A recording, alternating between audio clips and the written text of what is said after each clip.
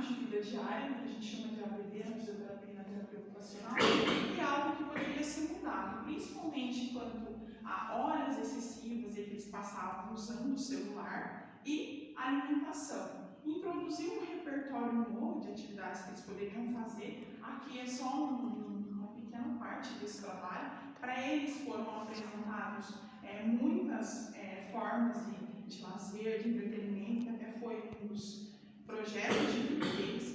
Um deles disse que queria criar gamers, jogos, e surgiu a questão do retorno para a escola, né? Porque eles estavam evadidos mesmo, eles abandonaram a escola porque diziam que não estava sendo possível aprender e saíram da escola, né? Eu dou aula, sou professora de ciências e biologia, e belo dia eu, vendo a lista da chamada, vi que um deles, esse aqui, era meu aluno, mas ele está no formato à distância, ele não frequenta presencialmente. Mas o que deu para se perceber, fazendo análise do mapa desse estudante, né, que ele tinha uma dificuldade muito grande com a escrita, né, algumas palavras, depois se vocês quiserem observar aqui, por exemplo, aqui, aula, terapia, de terapia, porque ele escreveu todas as atividades, ele tinha que colocar isso de forma hierarquizada, desde a primeira atividade, a mais importante, até a última.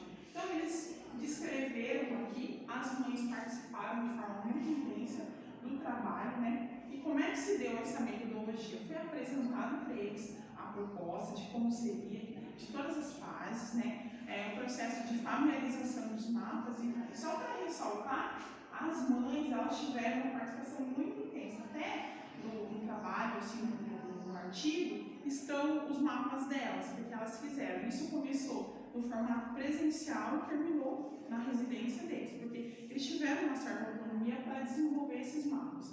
O primeiro e o segundo, a primeira e a segunda versão eles fizeram presencialmente, essa aqui foi totalmente à distância, então demonstrou uma certa autonomia, uma independência, porque é uma técnica que se costuma trabalhar muito no ensino médio, porque o aluno faz uma síntese do que ele aprendeu e ele relata isso através de um mapa mental de forma muito resumida.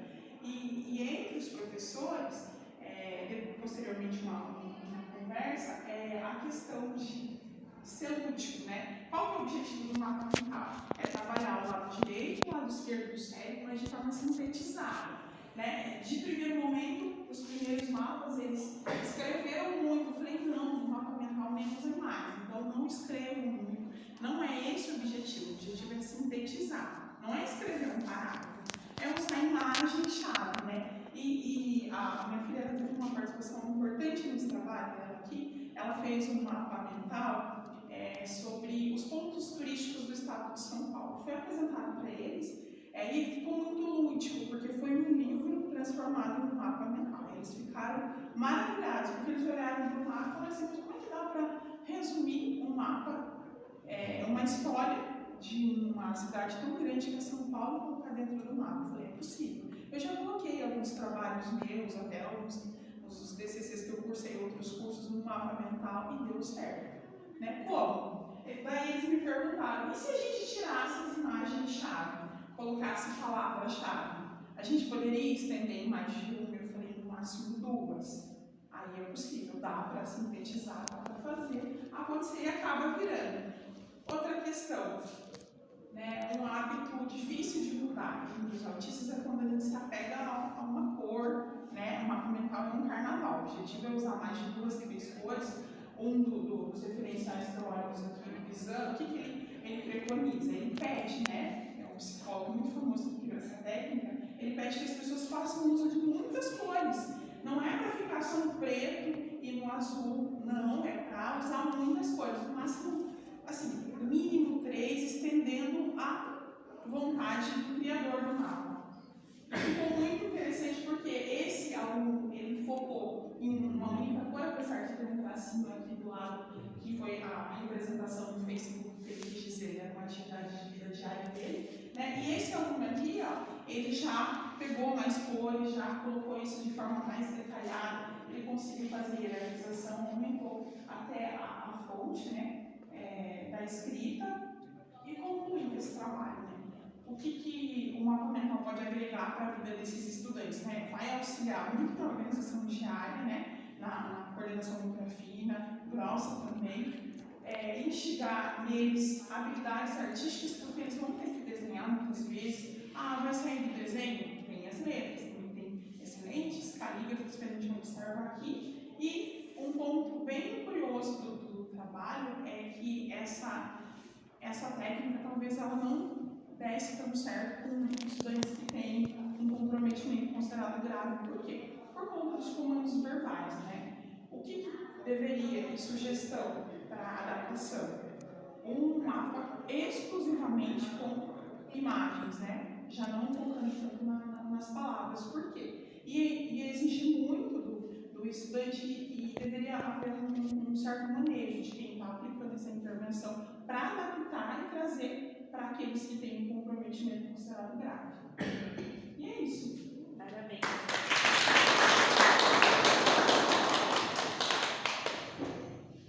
Certinho. Mas eu programei para 5. Ela diz 5, daí deram 5.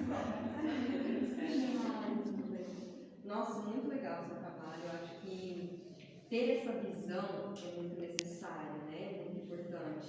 E eu queria entender um pouquinho melhor sobre a participação das mães. Elas foram convidadas? Elas, assim, eles são estudantes que eles têm um nível de suporte 2. Eles precisam delas, eles não ficam sozinhos, né? Em um ambiente diferente, assim. E são as mães, não é psicóloga? É as mães. E mães. até foi enfocado isso no trabalho, né? Fazendo análise dos mapas delas, né? Eu trago essa questão para o trabalho, né? Da presença, do excesso de atividades, né? Que uma mãe, né? Já tem por ser mãe, e o acúmulo excessivo, né? Para as terapias, é só ela. E quando essa atividade, até tem muitos autores no curso, ela comenta isso, né? Dessa atividade ser exclusiva do público feminino e quando recai sobre os ombros masculinos, né, de forma muito reduzida. Tá? Então as mães estão sozinhas e quando contam com a ajuda de outra pessoa do grupo familiar do sexo masculino, é de forma muito reduzida. Então, assim, se você observar os mapas, é que aqui não cabia trazer porque é muita informação, né?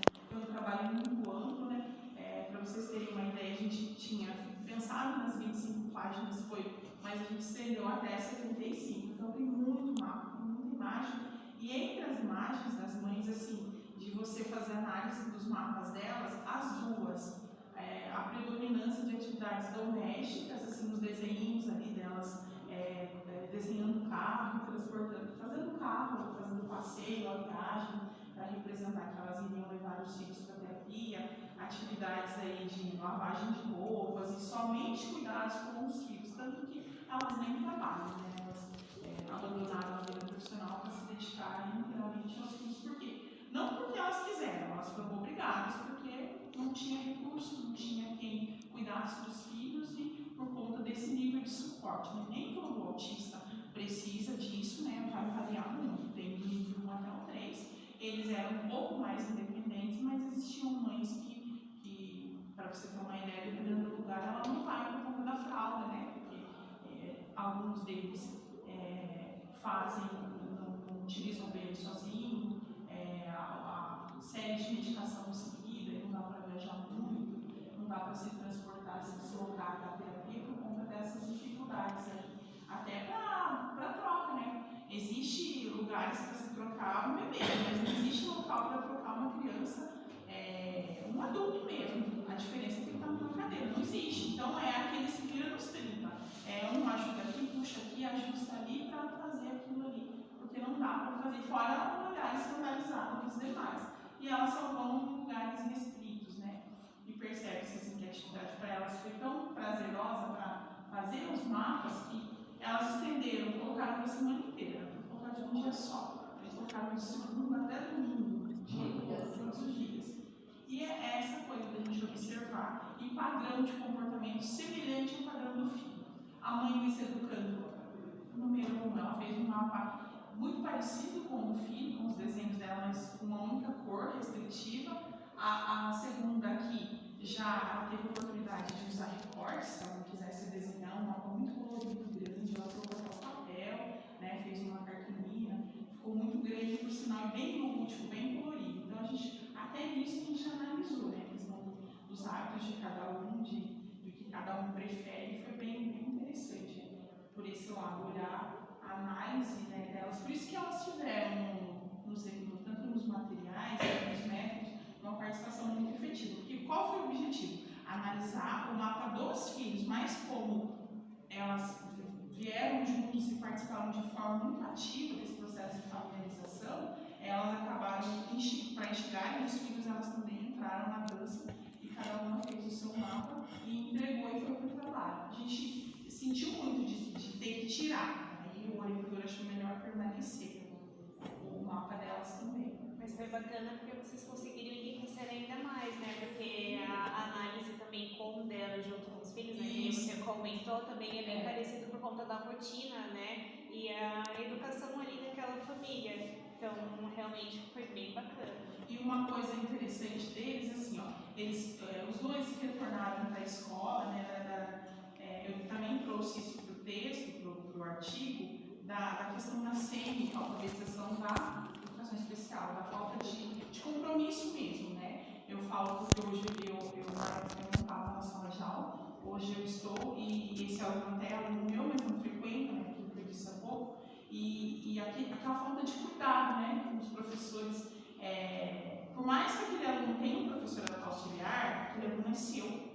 Você é o professor regente, você prepara o material para ele, você adapta a sua aula, fuja do currículo para trazer para ele o que tem de melhor no currículo, porque assim, eu não via dessa forma, mas a partir do momento eu fiz um curso de educação especial pelo IFE do sul de Minas e eu não pensava dessa forma. Depois que eu fiz esse curso, eu aprendi que o aluno não vai para a escola só para aprender conteúdo. O aluno não vai só para isso. Muitas vezes ele nunca vai aprender conteúdo, dependendo da gravidade da deficiência que ele possui, mas a escola não é só conteúdo. A escola é socialização, porém não é somente, não é integração, é inclusão. E eu acho bacana quando a gente tenta levar uma metodologia nova, no caso aqui que faz parte do curso de TIC na educação, dos professores confundirem a TIC com a TEDIC. Né? Existe uma confusão muito grande quando a gente fala em tecnologia. Todo mundo acha que a tecnologia é só um computador, é só um celular, é um tablet, um meio de um lápis, um modelo de tecnologia. E tem aquelas coisas, muitas vezes, eu fui muito cobrada aqui nesse trabalho por ter escolhido, né, as TIC e não as TEDIC, porque a gente tinha um outro suporte para fazer esses